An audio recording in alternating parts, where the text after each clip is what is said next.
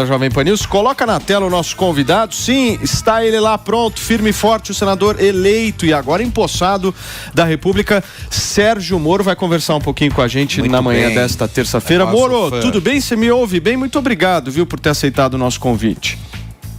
Um grande prazer, Paulo. Sempre atender a Jovem Pan, em especial o Morning Show, seu programa.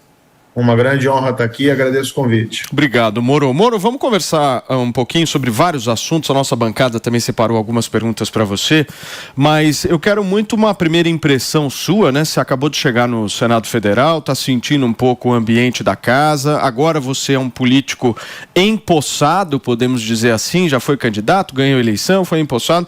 Como é que você está enxergando tudo, Moro? E principalmente esse momento político, jurídico que o país está passando, com todas as manifestações que nós tivemos aí ao longo do final do ano passado, em relação aos quartéis, o dia 8 de janeiro, que foi um dia emblemático para o país. Como é que você está vendo tudo? Foi uma longa espera, desde a eleição, ali em outubro até agora a posse, então foi um tempo em que eu me preparei, também participei ali de leve do segundo turno e estive me preparando para esse momento. Graças a Deus ele chegou. Estou, hoje como senador aqui empossado e a missão é grande.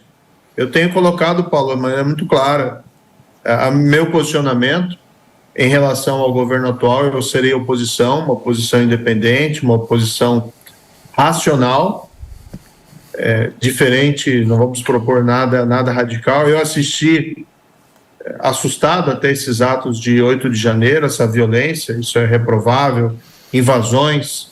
Eu acho que dentro da política nós precisamos ter, sim, manifestações do cidadão contrárias ao governo, insatisfeitos com seus representantes, isso é normal dentro de uma democracia, mas sempre tem que ser pacíficas. Agora, nós não podemos deixar também o nosso futuro ser pautado pelo que aconteceu em 8 de janeiro. Existe um governo que está hoje trabalhando, que deve encaminhar os seus projetos, e a oposição tem que atuar livremente, a oposição democrática, responsável, e é assim que eu quero me posicionar. Além disso, eu tenho meus projetos, as minhas pautas, que eu quero realizar independentemente do governo federal. Ô Moro, uma pergunta bem objetiva aqui para você. Você acha que o Bolsonaro tem condição política de liderar a oposição a esse governo? Eu acho que é muito cedo para fazer qualquer tipo de diagnóstico nesse sentido. E a oposição não deve se pautar em cima de apenas de um indivíduo. O que nós temos hoje no Senado é um grupo de parlamentares que se coloca claramente como oposição racional a esse governo, simplesmente porque é o meu caso. Eu não acredito nas pautas do PT, eu acredito em abertura da economia, eu acredito em segurança pública, em combate à violência, em proteger o cidadão, eu acredito em combate à corrupção.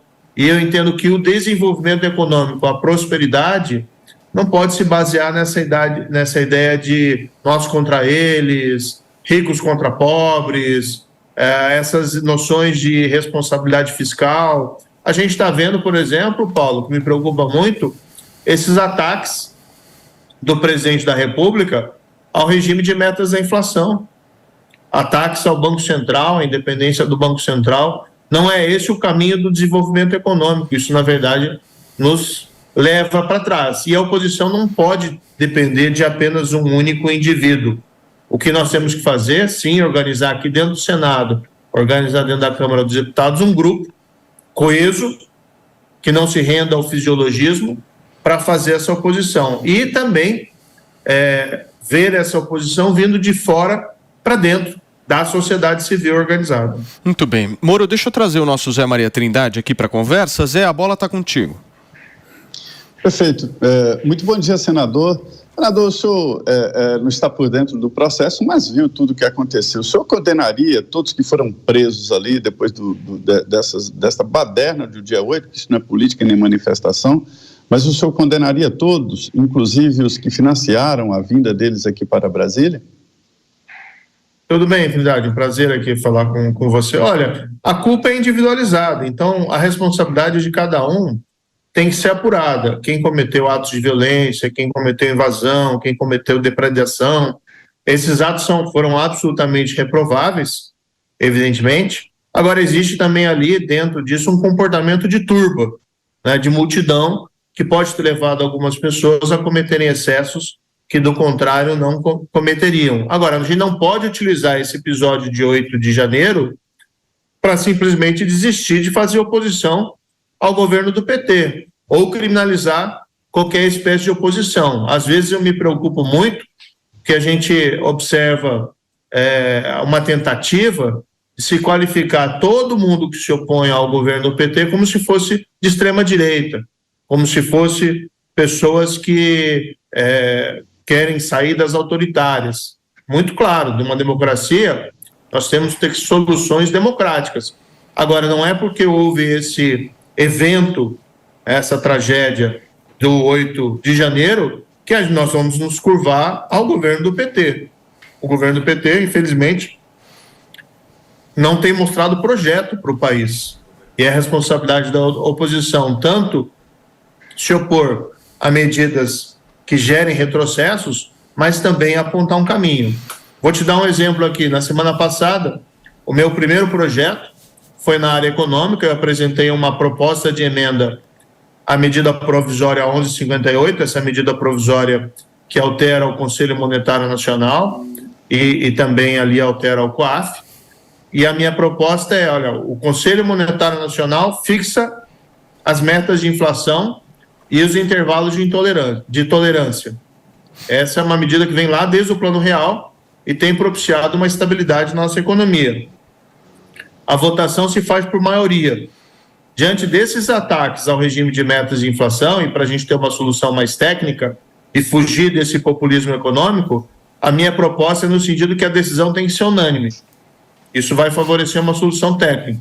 E caso, eventualmente, não se encontre a unanimidade dos 3 membros do Conselho, que é o ministro da Fazenda, o ministro do Planejamento e o presidente do Banco Central, prevalece o voto que proponha os indicadores de inflação mais baixos, para a gente preservar esse legado, que é um legado do Plano Real e uma conquista da sociedade brasileira diante de um governo que tem que se mostrar populista. Muito bem, Moro, deixa eu trazer para a conversa também o nosso Alexandre Borges. Ale, próxima pergunta.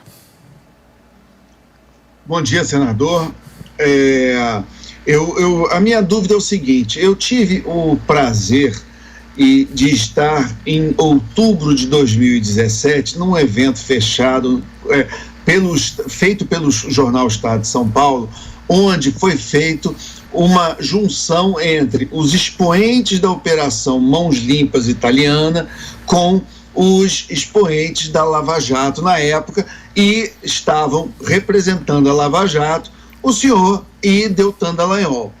Eu me lembro perfeitamente, mas o senhor pode me corrigir se a minha memória estiver me traindo, onde a conclusão do evento foi: quando foi perguntado por que a Operação Mãos Limpas deu errado lá na Itália, e que levou, inclusive, até um aumento da corrupção depois, é porque os expoentes da Operação Mãos Limpas acabaram largando a magistratura e indo para a política. Isso foi falado lá em 2017, antes de todos os eventos que acabaram levando ao senhor sair da magistratura, ir para o ministério, depois virar candidato, hoje ser senador. Então a minha dúvida é: aquelas lições lá da Operação Mãos Limpas, lá de 2017, elas não se aplicam ao Brasil, elas foram esquecidas, elas não cabem.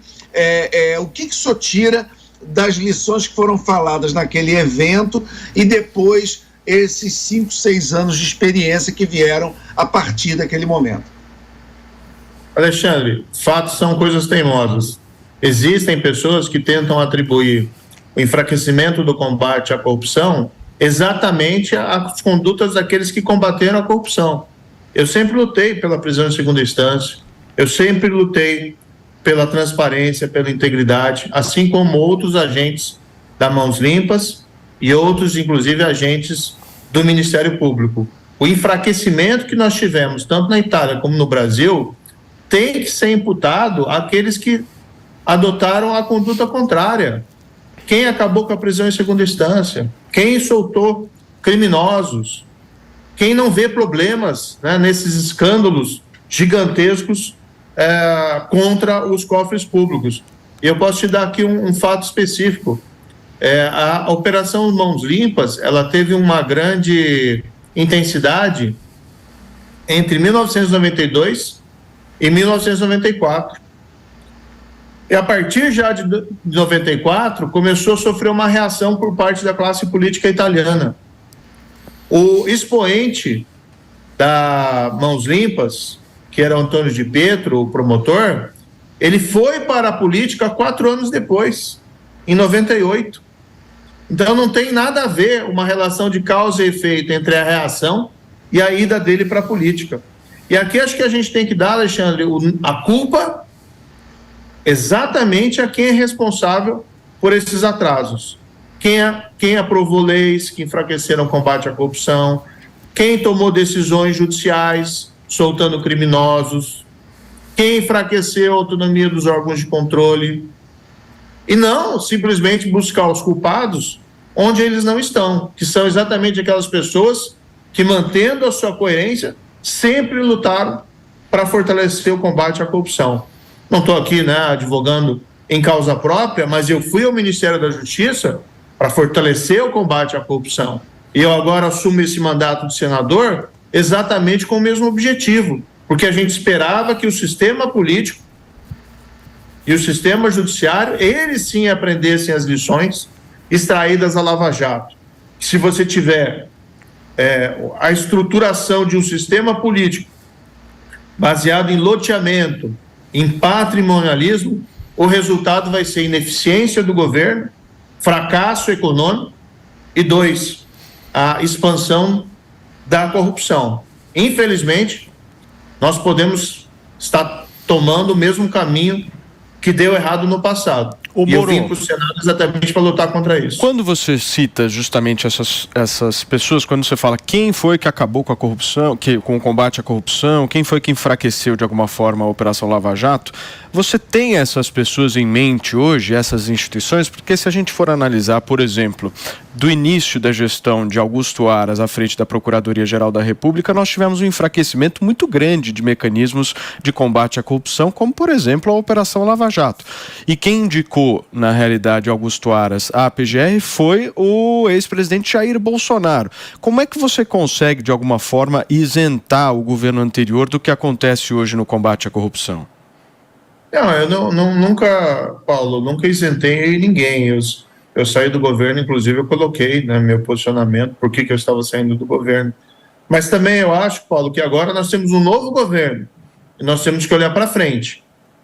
E o meu objetivo aqui não é acertar contas do passado, o meu objetivo aqui exatamente é trabalhar para o futuro. Então eu vou defender aqui no Congresso Nacional a prisão em segunda instância, por mais que essa seja uma pauta difícil.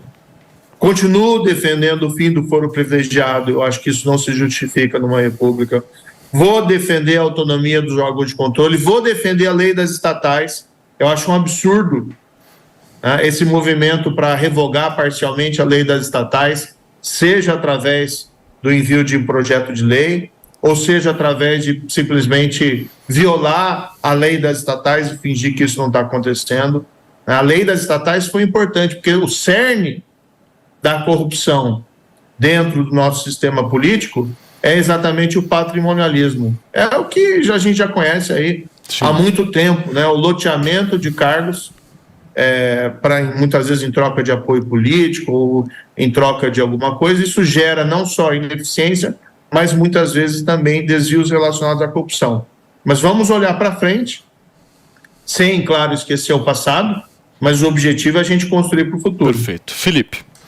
Bom, senador, muito bom dia, é o Felipe Campos, é um prazer recebê-lo aqui no Morning Show. Senador, é o seguinte, algumas lideranças do seu partido, o União Brasil, eles temem aí, talvez, de você não ter o apoio total aí do seu partido e de talvez você navegar sozinho, principalmente ali na maioria das suas pautas. Você tem esse apoio do partido? Olha, a relação, Felipe, é muito boa com a bancada aqui do Senado. Eu tenho que confessar que eu sou um marinheiro de primeira viagem, Então, a gente muitas vezes se sente aluno no primeiro dia de aula, mas a gente vai aprendendo rápido. Eu já tive experiência como juiz, conheço os meandros de Brasília, como ministro também, nós tivemos que fazer bastante articulação política, mas a gente tem que chegar com aquela nossa humildade. Mas o relacionamento com os pares aqui no Congresso, apesar de divergências políticas ou de ideias e projetos, é uma relação bastante cordial. E o meu relacionamento dentro da bancada da União Brasil está muito boa.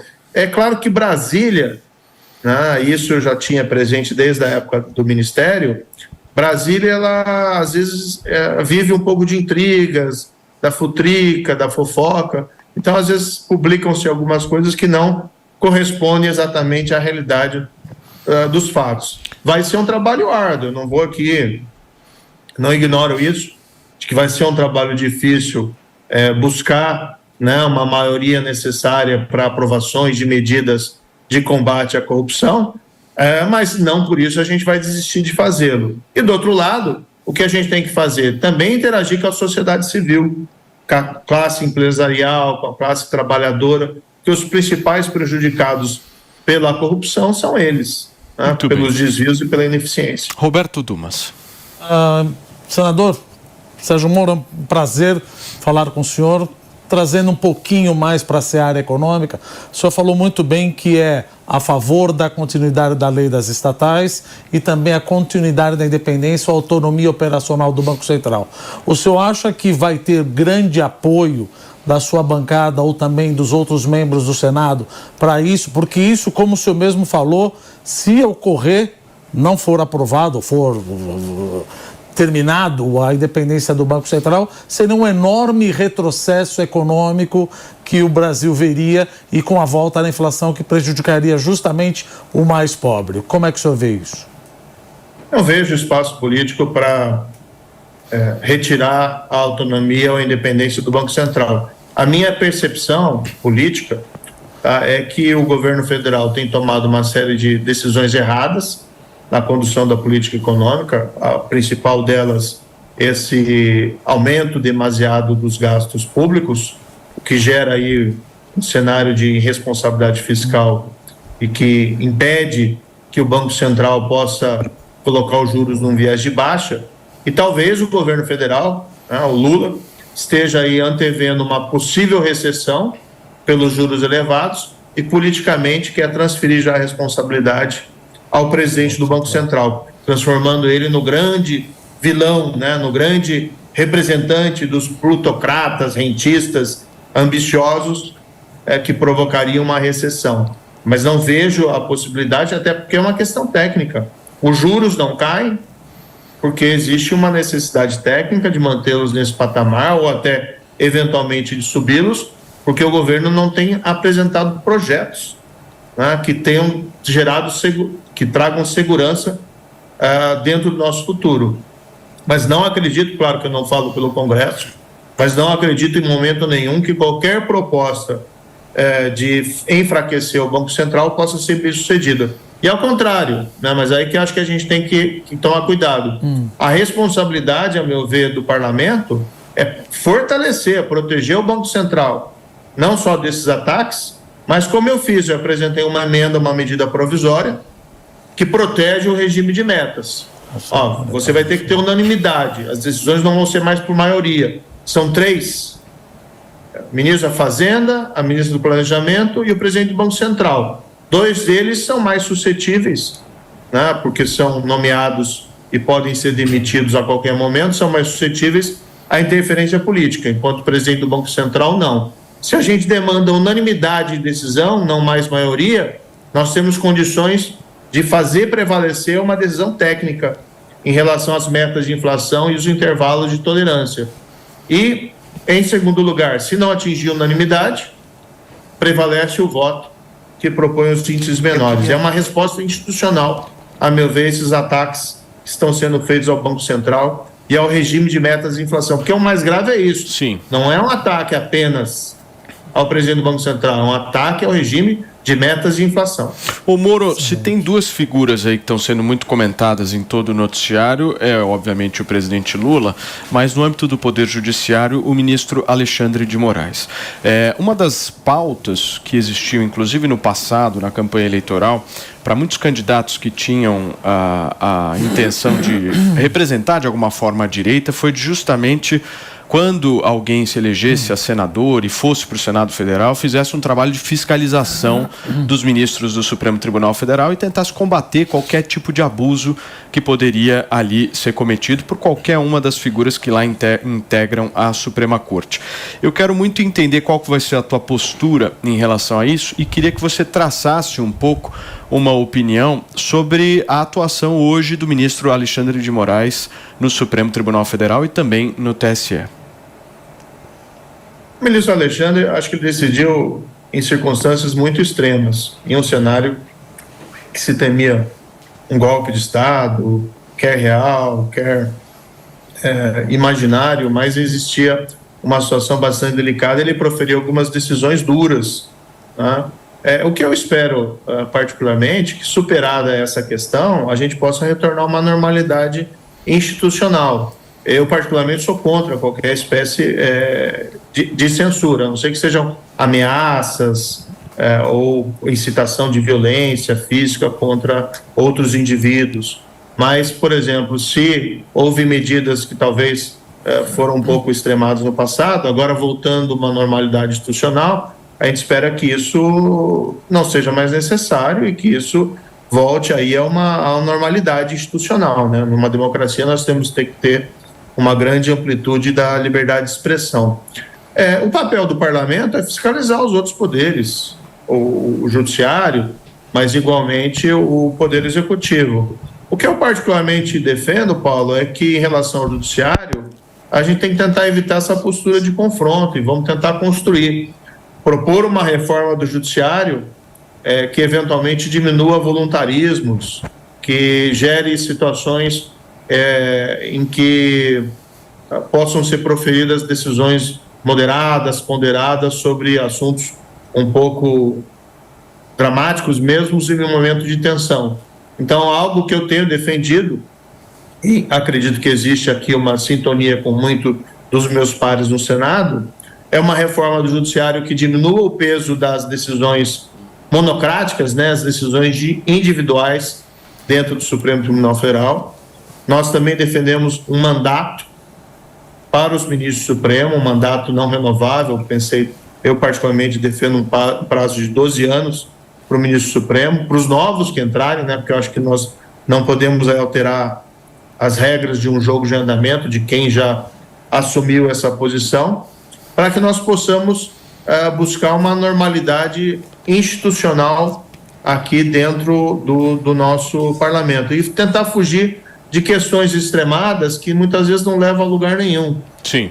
Então, por exemplo, entrar numa rota de colisão, de conflito, muitas vezes não é a melhor solução para a gente ser construtivo.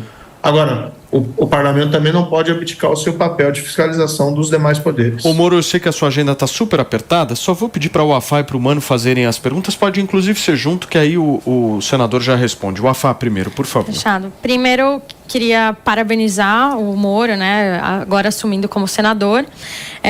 E a minha pergunta é... Eu vi recentemente um tweet seu falando que a Lava Jato vive, mas a gente sabe que a gente tem um STF que joga super contra a Lava Jato e enfim, os movimentos, e também uma classe política que joga contra isso, ou seja, você já entrou com esses dois inimigos aí.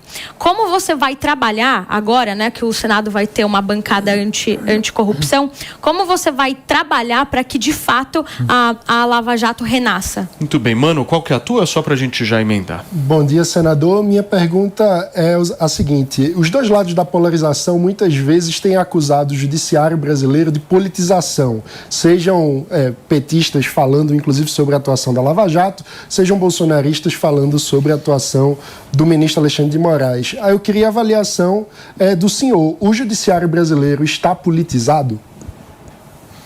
Por favor, Moro, essas duas perguntas para a gente fechar. Não, perfeito. Olha, o tema do combate à corrupção num país que tem uma tradição infelizmente, de desvio e de impunidade é um tema muito difícil.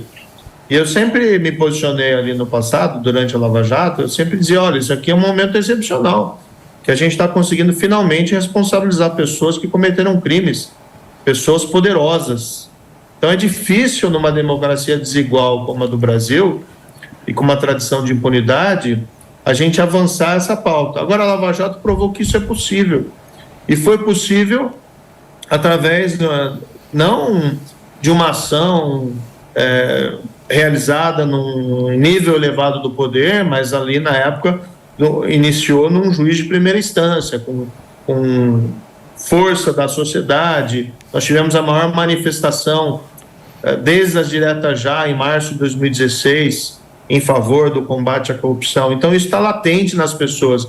E quando eu fiz a minha campanha aqui, ali no Paraná, e eu converso com as pessoas, tem aquele desejo, né, aquela ansiedade, ó, a gente precisa retomar esse trilho. Talvez, né, o fato de nós termos esse governo de volta, né, do PT, tem um lado que as pessoas ficam um pouco desapontadas, tendo em vista tudo que aconteceu no passado, mas, de outro modo, também nos indica que nós precisamos persistir nessa luta. O que eu estou fazendo aqui, né, no Senado, vim exatamente para lutar para essa pauta. Vai ser difícil? Vai ser difícil, mas tem muita gente. Tem gente aqui no Senado, tem gente ali na Câmara dos Deputados que defende a retomada dessa bandeira, porque se a gente for admitir que a corrupção siga impune e desenfreada, sinceramente não tem uma boa saída para o nosso país. Boa parte do nosso atraso, do nosso desenvolvimento, na nossa desigualdade, decorre exatamente do nosso fracasso em vencer o patrimonialismo, em vencer essa captura do Estado por grupos específicos que acabam como uma espécie de carrapato, né, se alimentando dos cofres públicos em detrimento da população. Em relação a esse discurso do judiciário, a gente tem que tomar isso com bastante cuidado. Eu ouço ainda com muita frequência, Lava Jato levou à criminalização da política.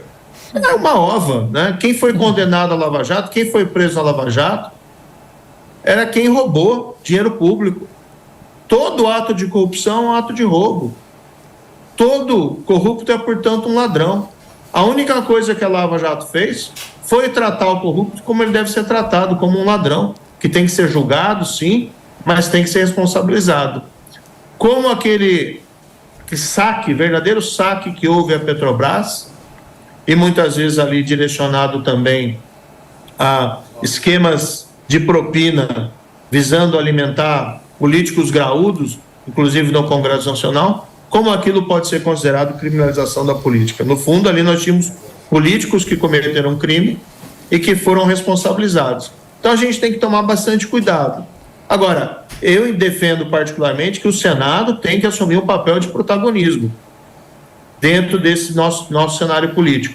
O judiciário tem um papel mais limitado.